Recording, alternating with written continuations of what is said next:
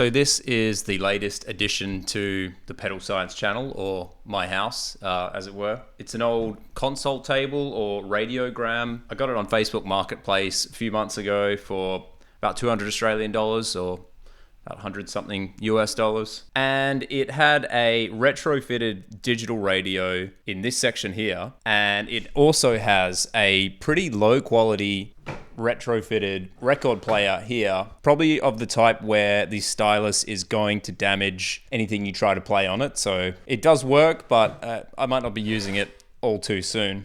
And it also had some quite low quality hi-fi speakers in the original speaker locations. They were just kind of glued down inside the cabinet section. So I've pulled those out along with the digital radio. It still has the original radio valve sort of amplifier in this bit, but it was fully disconnected when I received it. It's still got the original tubes in it. I might have a crack at fixing it one day, but at the moment it's not really the goal of this project. The main goal of this project was actually to have a guitar amp in my living room that wasn't obviously a guitar amp, because I just find that even the more boutique stuff with nice cabinetry and Tolex can be a bit of an eyesore in a living room. As much as I like audio gear, cables and stuff like that in the living room just kind of irks me a little bit. You know, I'm happy to see that stuff on a stage or in a studio, but not so much in the house. So what I've done is, it's going to have power. I didn't want to make it a fully battery powered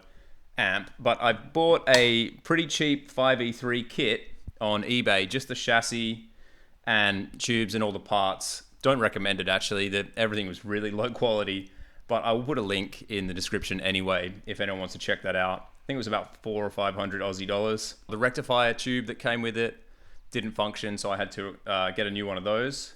The sound is there though, and that's what matters. It's got an 8 ohm output, so I'm actually using the Captor on the middle, or the Captor X on the middle attenuation setting for the sound clips that we'll hear.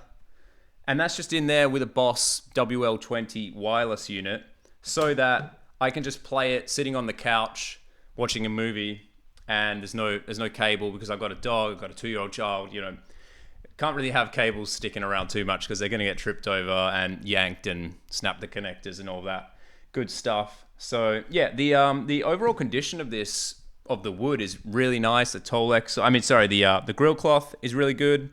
I put some Jensen 8-inch ceramic speakers in the cab, and they have a really wide spread. So there's one there, I don't know if you can see, and the other one is over here.